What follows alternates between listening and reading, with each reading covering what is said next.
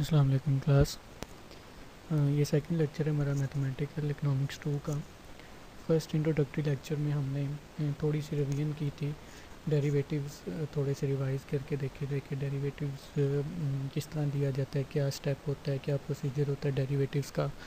Derivatives की definition देखी थी, उसके टूल्स थोड़े से मैंने रिपीट किए थे कि हमने जो पहले काम कर लिया हुआ है। उसके बाद हमने इंटीग्रेशन को थ्योरेटिकली देखा था, उसकी डेफिनेशंस देखी थी। इंटीग्रल्स देखे थे जिसमें डेफिनेट एंड इनडेफिनेट इंटीग्रल था। फिर हमने थोड़ा सा कंपैरिजन किया था डेरिवेशन का और इंटीग्रेशन का, और इंटीग्रेशन के थोड़ी सी एग्जांपल की थी एक आधी, जिससे हमें प्रोसेस का, प्रोसीजर का, ऑपरेशन का पता चल गया था कि इंटीग्रेशन का प्रोसेस होता क्या है। उसके बाद हमने आर्बिट्रेरी कांस्टेंट उसमें एक ऐड किया, उसकी रीज़न देखी कि ये क्यों ऐड किया जाता है।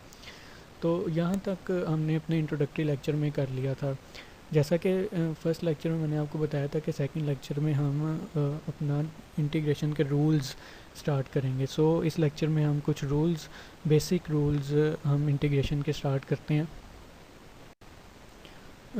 फर्स्ट जो रूल है हमारे पास बेसिक रूल्स ऑफ इंटीग्रेशन में, जो फर्स्ट रूल है वो है कांस्टेंट रूल। वो क्या है, उसको जर्नल फॉर्म में हम कैसे लिख सकते हैं? इंटीग्रेशन ऑफ कांस्टेंट, के इज़ कांस्टेंट नंबर, वो कोई भी हो सकता है, 1 2 3 4 5, कोई भी एक नेगेटिव पॉजिटिव कोई भी एक नंबर हो सकता है। इंटीग्रेशन ऑफ अ कांस्टेंट, और वो कांस्टेंट किस लिहाज से इंटीग्रेट होगा? एक्स के लिहाज से। और ये जो डी एक्स उसके साथ लगा हुआ है ये बता रहा है कि ये जो के कांस्टेंट आंसर हमारे पास, ये जो डिफरेंशियल इक्वेशन हमारे पास आई है, ये एक्स के लिहाज से डेरिवेट होके आई है। तो जब हम इंटीग्रेशन इसकी करेंगे, integration of k with respect to d x, integration of k into d x, तो इसका आंसर क्या आएगा? इसका आंसर आएगा के एक्स प्लस सी, के एक्स प्लस सी। वो कैसे कि ये जो k है ये किसके लिहाज से डेरिवेट हुआ था? x के लिहाज से, यानी k के साथ एक इंडिपेंडेंट वेरिएबल x, यानी k इंडिपेंडेंटली जो है, k जो है वो एक इंडिपेंडेंट वेरिएबल x के साथ जो है वो रिलेट कर रहा है, यानी इसके साथ x मौजूद है लेकिन उसकी पावर ज़ीरो है। जब इसकी के एक्स की पावर ज़ीरो की इंटीग्रेशन करेंगे, वही प्रोसीजर जो हमने लास्ट क्लास में देखा था कि पावर में 1 ऐड करना है और उसी से उसको डिवाइड कर देना है। तो जब ज़ीरो में 1 ऐड करेंगे तो x की पावर 1 हो जाएगी, और 1 से डिवाइड करेंगे तो वो वही आ जाएगा। सो फाइनल आंसर आपके पास आएगा के एक्स, और उसमें c ऐड कर देंगे। तो ये कांस्टेंट रूल है आपका इंटीग्रेशन का। इसकी एग्जांपल है integration of 3 into d x. अब के की जगह हम 3 एक कांस्टेंट नंबर यूज़ कर रहे हैं, तो इसका वही इसका रूल क्या है कि आप 3x की पावर ज़ीरो है। ये जो integration of 3 into d x लिखा हुआ है, यहाँ पे x मौजूद है लेकिन उसकी पावर ज़ीरो है। जब उसकी पावर में 1 ऐड करेंगे और उसी पावर से उसको डिवाइड करेंगे, तो आपका फाइनल आंसर क्या बन जाएगा? 3x plus C, 3x plus C. 3x आपका उसका इंटीग्रेशन का आंसर आ जाएगा, और c हम उसके साथ कांस्टेंट ऐड कर देंगे। ये जो अंडरलाइन 3x प्लस सी को किया मैंने इसलिए किया है ताकि हमें पता चल सके कि फाइनल आंसर है 3x प्लस सी। एक और एग्जांपल है इंटीग्रेशन ऑफ dx।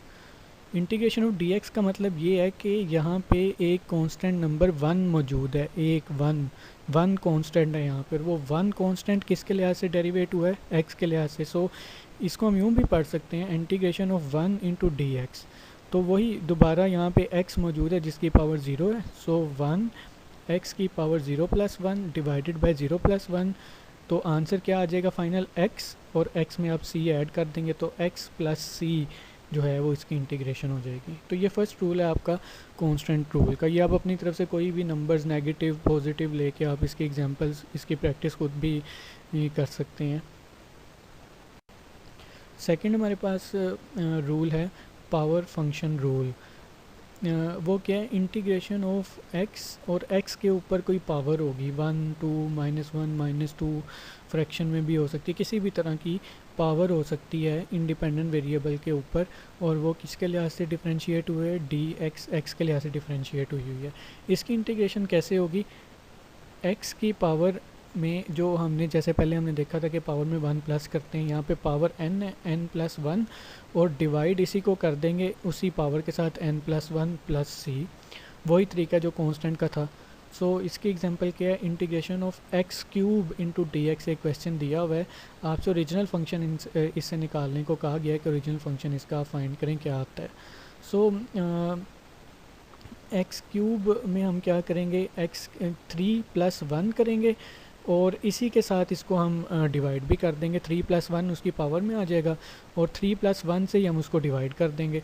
तो इसको हम लिखेंगे x+3 डिवाइडेड बाय 4। इसको अल्टरनेटिवली हम यूँ भी लिख सकते हैं, x+3 जो है x की पावर x की पावर 3+1 जो 4 बन जाएगा, उसको हम फ्रैक्शन से साइड पे उतार लें तो पीछे क्या बचेगा, 1 डिवाइडेड बाय 4 इंटू एक्स की पावर 4 प्लस सी हम साथ ऐड कर देंगे। तो फाइनल आंसर क्या है, 1 डिवाइडेड बाई 4 एक्स की पावर 4 प्लस सी। एक और क्वेश्चन है, इंटीग्रेशन ऑफ एक्स की पावर -2। इसको अल्टरनेटिवली इस क्वेश्चन को इस तरीके से भी लिखा जा सकता था, integration of 1 divided by x square. ये इस तरीके से भी क्वेश्चन हो सकता था, integration of 1 divided by x square. तो इसको alternatively 1 divide by x square को हम इस तरह से लिख सकते हैं जैसे आपको क्वेश्चन दिया हुआ है, इंटीग्रेशन ऑफ एक्स की पावर -2 इंटू डी एक्स। सो वही -2 प्लस 1 इसकी पावर में हो जाएगा, -2 में से +1 सबसे पहले ऐड करेंगे, इसमें -2 में +1 ऐड करेंगे और -2 + 1 से ही इसको हम डिवाइड कर देंगे। तो -2 + 1 का आंसर -1 आ जाएगा। सो 1 डिवाइडेड बाई -1 और x की पावर -1, तो ये हो जाएगा -x और x की पावर -1 और c हम ऐड कर देंगे साथ। ये भी आंसर हो सकता है, या इसको हम अल्टरनेटिवली इस तरीके से भी लिख सकते हैं, -1/x प्लस c। इसको हम अल्टरनेटिवली इस तरीके से भी लिख सकते हैं। तो ये आपका पावर फंक्शन रूल है। थर्ड रूल है एक्सपोनेंशियल रूल। एक्सपोनेंशियल रूल में हमारे पास एक्सपोनेंट के ऊपर एक फंक्शन है, एक्सपोनेंट के ऊपर एक फंक्शन है और वो फंक्शन आपको जर्नल फॉर्म में किस तरह दिया हुआ है, integration of exponent of k x, के यानी कोई कांस्टेंट और वो कांस्टेंट के साथ इंडिपेंडेंट वेरिएबल क्या है, एक्स। यानी ये एक्सपोनेंट ऑफ के एक्स किस लिहाज से डिफ्रेंशिएट हुआ है, डी एक्स के लिहाज से। इसको स्टार्ट करने से पहले हम डेरिवेटिव इसका पहले देखते हैं कि हमने कैसे मैथ 1 में एक्सपोनेंट के फंक्शंस के डेरिवेटिव कैसे लिए थे। जो एक्सपोनेंट फंक्शन आपको दिया जाता है उसका जब हम डेरिवेटिव लेते हैं तो जो एक्सपोनेंट के ऊपर फंक्शन होता है उसका डेरिवेटिव लेके पूरे फंक्शन को, कंप्लीट जो आपके पास फंक्शन है उसको हम उससे मल्टीप्लाई कर देते हैं तो वो डेरिवेट हो जाता है। ये हमने मैथ 1 में इसका रूल पढ़ा था, या और इसके क्वेश्चन भी सॉल्व किए हैं कि एक्सपोनेंट के ऊपर जो फंक्शन होता है उस फंक्शन का डेरिवेटिव लेके उस पूरे ओरिजिनल एक्सपोनेंट के साथ उस पूरे फंक्शन को हम उससे मल्टीप्लाई कर देते हैं और जो आंसर आता है वो उसका डेरिवेटिव होता है। ये अब हमने इसका उल्ट करना है। उल्ट उसका इन्वर्स कैसे करना है, इन्वर्स ऐसे करेंगे कि जो एक्सपोनेंट के ऊपर फंक्शन होगा उसका डेरिवेटिव हम लेंगे और बजाय मल्टीप्लाई करने के हम उस पूरे फंक्शन के साथ उसको डिवाइड कर देंगे तो इसकी इंटीग्रेशन हो जाएगी। वो जैसा कि आगे दिया हुआ है, is equal to exponent of k x. ये पूरा फंक्शन हमने वैसे ही लिख लिया जैसे हम डेरिवेटिव करते हुए पूरा फंक्शन वैसे लिख लेते थे, और के एक्स जो ऊपर फंक्शन है उसके डेरिवेटिव से उसको मल्टीप्लाई कर देते थे। यानी अगर हम डेरिवेटिव ले रहे होते तो exponent of k x into के इसका डेरिवेटिव आ जाता, लेकिन हम इंटीग्रेशन कर रहे हैं तो एक्सपोनेंट ऑफ के एक्स वैसे ही आ जाएगा। और के एक्स का जब हम डेरिवेटिव लेंगे, के कॉन्स्टेंट है साथ उसके एक वेरिएबल है, यानी अगर मैं इसको एग्जांपल दूं आपको, 2x है, 2x का डेरिवेटिव लें तो 2 आ जाएगा, तो 2 कांस्टेंट है यानी k है। सो आंसर क्या आएगा, exponent of k x divided by के प्लस सी। इसकी एग्जांपल है, आपको एक क्वेश्चन दिया हुआ है, integration of exponent of 5x into d x. यानी ये एक्सपोनेंट ऑफ 5x किधर से आया, ये किसी एक फंक्शन की इंटीग्रेशन करके डेरिवेटिव उसका लेके डेरिवेशन करके आया है, और वो डेरिवेशन किस लिहाज से हुई है, x के लिहाज से। So integration of exponent of 5x into d x. तो इसका उसी ऊपर वाले रूल की तरह हम उसको फॉलो करते हुए इसकी इंटीग्रेशन करते हैं। वो कैसे कि 5x का डेरिवेटिव क्या आएगा, 5। So exponent of 5x divided by 5, और इसमें हम जो है वो c ऐड कर देंगे। इसको अल्टरनेटिवली हम यूँ भी लिख सकते हैं, एक्सपोनेंट को हम साथ फ्रैक्शन से नीचे उतार लें डिनोमिनेटर से, तो 1 divided by 5 exponent of 5x plus c, ये आपके पास फाइनल आंसर आ जाएगा। तो इसका एक और क्वेश्चन है, 20 into exponent of 10x plus 2। तो ये भी बहुत आसान है, इस पे आपको मैंने कहा हुआ है solve it as your own, लेकिन मैं आपको इसका सोल्यूशन ज़ुबानी बताता हूँ, आप इसको खुद ही सॉल्व कीजिएगा। 20 एक्सपोनेंट ऑफ 10x प्लस 2 को हम ऐसे ही कंप्लीट लिख लेंगे, और जो 10x प्लस 2 है इसका डेरिवेटिव क्या आएगा 10, तो 20 into exponent of 10x plus 2, इसको आप एक्सपोनेंट ऑफ 10x प्लस 2 को आप नोमिनेटर से साइड पे उतार दें, तो आपके पास बन जाएगा 20 divided by 10 into exponent of 10x plus 2। तो 20 और 10 जो है वो कट आउट कर देगा 20 को विद 2, तो 2 एक्सपोनेंट ऑफ 10x प्लस 2 इसका जो है, और प्लस c, ये इसका आंसर आ जाएगा। सो ये आपके पास रूल है, बेसिक रूल एक्सपोनेंट का, इंटीग्रेशन का। उसके बाद सम और डिफरेंस रूल है, सॉरी ये सम ऑफ डिफरेंस लिखा हुआ है, ये सम और डिफरेंस आना था, ये थोड़ी सी टाइपिंग मिस्टेक है।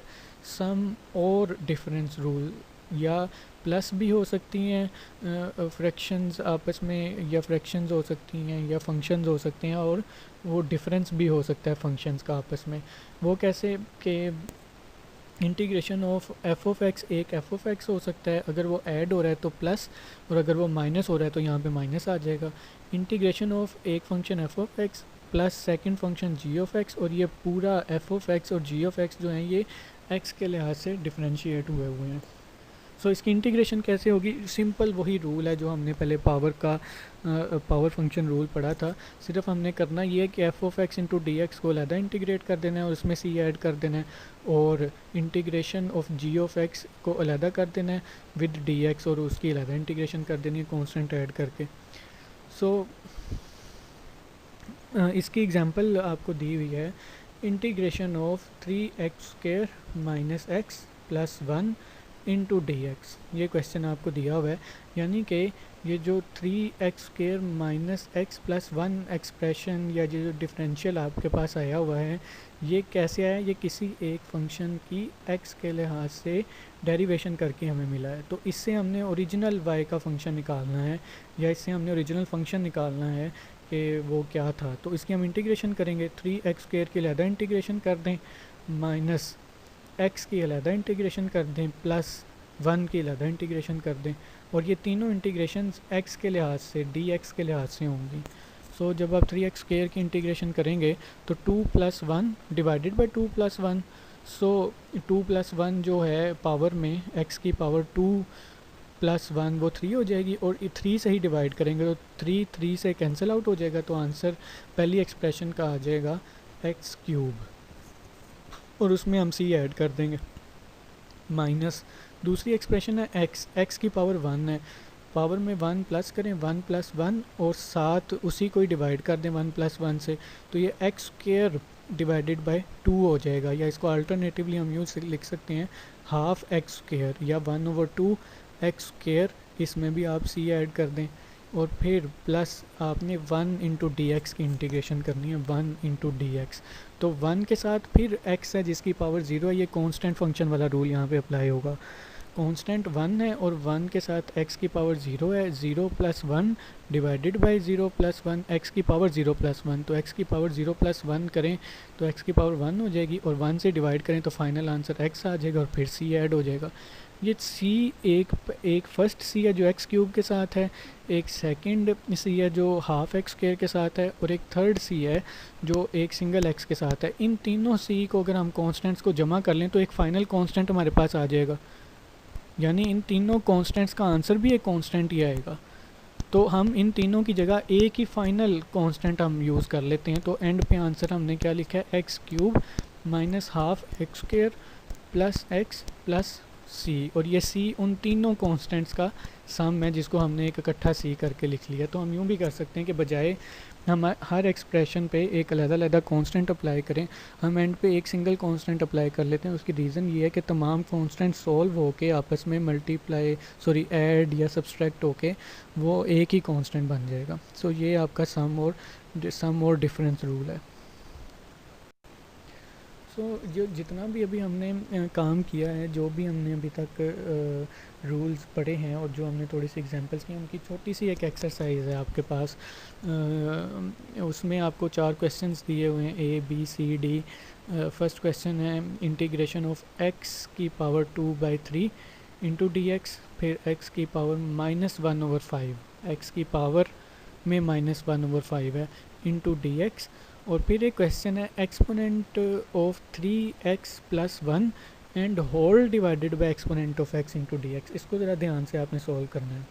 ये जो एक्सपोनेंट ऑफ x डिनोमिनेटर में है, ये एक्सपोनेंट ऑफ 3x से भी डिवाइड हो रहा है और 1 डिवाइडेड बाय x या 1 से भी ये डिवाइड हो रहा है। आप इनको सिंप्लीफाई कर लें पहले। Exponent of 3x divided by exponent of x plus 1 divided by exponent of x।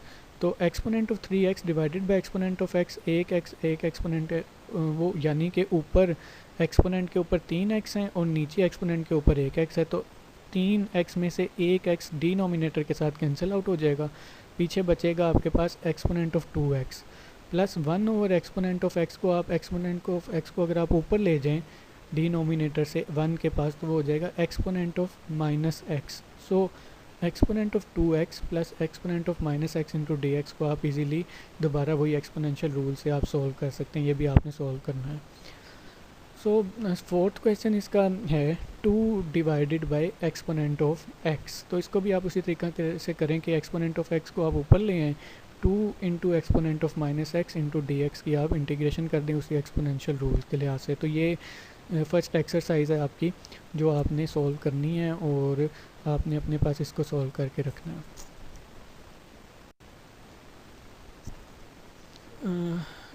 यहाँ तक अभी तक हमने बेसिक रूल्स कर लिए हैं। अभी और भी रूल्स हैं, वो हम मज़ीद आगे जाके इसको सॉल्व करेंगे, जिसमें आपके पास लॉगरिथमिक रूल्स हैं, आपके पास सब्स्टिट्यूशन रूल है इंटीग्रेशन का, इंटीग्रेशन बाय पार्ट्स हैं, वो हम करेंगे इंशाल्लाह।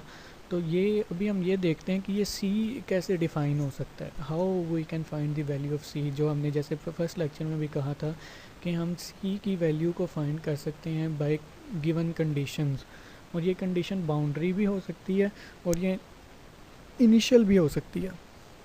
Value of constant in indefinite integral can be find through initial condition and boundary condition. Initial condition किस तरह की हो सकती है? इनिशियल कंडीशन होगी y डिपेंडेंट वेरिएबल, या डिपेंडेंट वेरिएबल को हम अक्सर y यूज़ करते हैं, या इसको हम y को डिपेंडेंट वेरिएबल के लिए यूज़ कर रहे हैं। वो कैसे इसको रीड करेंगे? y is equal to y not at x is equal to 0, या यूँ इसको हम यूँ भी कह सकते हैं y is a constant number when we take the x और when we take the independent variable 0। दोबारा मैं इनिशियल कंडीशन को रिपीट कर रहा हूँ, हम इसको इस तरीके से देख सकते हैं। Our dependent variable is a constant number, y not का मतलब है constant number, fix number. Y is equal to dependent variable is a constant number when our independent variable is 0। When we take place our independent variable 0, we will consider the dependent variable as this constant number. ये initial condition है, और initial इसको इसलिए कह रहे हैं क्योंकि इसमें हमने एक वेरिएबल को जो है वो 0 करार दिया है और एक वेरिएबल को कांस्टेंट। बाउंड्री कंडीशन, सॉरी ये फिर एक मिस्टेक है टाइपिंग की। यहाँ पे जो दूसरा पॉइंट है, पहला इनिशियल कंडीशन का है, दूसरा बाउंड्री कंडीशन का है। ये जो बाउंड्री कंडीशन वाला है, ये आप थोड़ा इसको ठीक कर लें, इनिशियल की जगह बाउंड्री आएगा, ऊपर इनिशियल कंडीशन है, नीचे बाउंड्री कंडीशन है। सो बाउंड्री कंडीशन क्या है? ऊपर वाली जो कंडीशन थी उसमें बाउंड्री नहीं बनी हुई थी, उसमें एक एक्सिस को 0 करके दूसरे एक्सिस को कांस्टेंट रखा गया। यहाँ पे अब हमने बाउंड्री बना दी है, दोनों वेरिएबल को लिमिट कर दिया है कि our dependent variable is constant when we take the our independent variable as given constant, या इसको हम यूँ भी लिख सकते हैं y is equal to y naught that is a constant when और at x is equal to x naught. We can read the initial condition as y is a constant number. Initial condition को मैं दोबारा repeat कर रहा हूँ. We can read the initial condition as y is a constant number when we put x is equal to 0 in the function. और ये किस में पुट करना है? जब आप फाइनल जो है वो इंटीग्रल फाइंड कर लेंगे. फाइनल जब आप इंटीग्रेशन करके उसमें c आएगा, जो आपका y होगा या डिपेंडेंट वेरिएबल होगा, उसकी जगह आप जो भी गिवन कंडीशन होगी y नोट की जगह 1 2 3 4 5 कोई भी नंबर दिया होगा वो पुट कर देना है, और x को आपने 0 पुट कर देना है. यानी कि अगर आपको कंडीशन दी होगी x इज़ इक्वल टू 0, तो यानी का मतलब ये है कि वो इनिशियल कंडीशन आपको दी होगी. और बाउंड्री कंडीशन को कैसे हमने वी कैन रीड, ये फिर इनिशियल कंडीशन ही दिया हुआ है यहाँ पे, ये मिस्टेक है इसके अंदर, ये आप काइंडली ठीक कीजिएगा. इसके लिए मैं माजरत आप लोगों से कर रहा हूँ, वो मेरी कुछ टाइपिंग में मिस्टेक हुई है. We can read the boundary condition as y is a constant number when we put x as a constant. ये बाउंड्री कंडीशन है कि जब आपको इस तरह की कंडीशन दी हो कि y भी आपको एक कांस्टेंट नंबर दिया हो और x भी आपको एक कांस्टेंट नंबर दिया हो, तो आप y की जगह y का कांस्टेंट नंबर पुट कर देंगे और x की जगह x का कांस्टेंट नंबर पुट कर देंगे, और उसको c के लिए इनिशियल कंडीशन में भी और बाउंड्री कंडीशन में भी c के लिए उसको आप सॉल्व कर लेंगे, और जो c का आंसर आएगा उसको फिर दोबारा उसी फंक्शन में आप पुट करेंगे, तो आपका कंप्लीट जो है ओरिजिनल फंक्शन बन जाएगा जिस फंक्शन से डिफरेंशियल इक्वेशन निकली हुई थी. इसकी कोई एग्जांपल करते हैं हम नेक्स्ट स्लाइड में. So finding the value of c again with example. Integrate the following function and find the value of c where boundary condition is. आपको जो है बाउंड्री कंडीशन दी हुई है. अब ये देखें, इसको बाउंड्री इसलिए कह रहे हैं क्योंकि y is equal to y not, और y नोट आपको 11 दिया हुआ है, and x is equal to x not, x 0 नहीं दिया, x फिर x नोट एक फिक्स नंबर दिया डेट इज़ अ 3. सो ये आपको बाउंड्री कंडीशन दी है, और क्वेश्चन आपके पास है dy is equal to, sorry अब फिर यहाँ पे इंटीग्रेशन का साइन नहीं आना चाहिए था, dy is equal to 3 into d x. D y यहाँ से इंटीग्रेशन का आपने फिर मार्क जो है वो ख़त्म करना है. D y is equal to 3 into d x. So इसका सोल्यूशन क्या है? सोल्यूशन से मुराद इस डी वाई से आप ओरिजिनल वाई कैसे फाइंड कर सकते हैं? वो ऐसे फाइंड हो सकता है y is equal to integration of d y, और डी वाई आपके पास क्या 3, integration of 3 into d x. तो इसकी सिंपली हम वही फर्स्ट हमने रूल पढ़ा है कांस्टेंट वाला, उसकी अगर हम इसके इंटीग्रेशन कर लेते हैं 3 की, तो वो आपके पास आ जाएगा y is equal to 3x plus C. 3x plus C. अब ये जो y is equal to 3x plus C आपके पास आ गया है, इसमें हम अपनी गिवन बाउंड्री कंडीशन पुट करते हैं. By putting the boundary condition, जो कि किस में पुट करनी है, y is equal to 3x plus C में y की जगह हमने 11 पुट किया और x की जगह हमने 3 पुट किया, और उसको c के लिए नाउ सॉल्व फॉर c के लिए उसको सॉल्व किया, और c का आंसर हमारे पास 2 आ गया, और उस 2 को हमने दोबारा अपने डिफरेंशियल में जो हमने ऊपर फाइंड किया था y is equal to 3x plus C की जगह 2 पुट किया, तो हमारे पास फाइनल आंसर आ गया y is equal to 3x plus 2. तो ये 3x प्लस 2 था, जिसका डेरिवेटिव अगर हम लेते हैं जिससे हम डिफरेंशियल इक्वेशन फाइंड करते हैं, तो वो बनती है dy is equal to 3 into d x, जो कि ओरिजिनल क्वेश्चन था. प्रूव ऑफ इंटीग्रेशन, ये वही अभी जो मैंने लास्ट स्लाइड के लास्ट में बात की है. हम प्रूव कर सकते हैं कि जो हमने इंटीग्रल फाइंड किया इंटीग्रेशन करके वो ठीक भी है कि नहीं.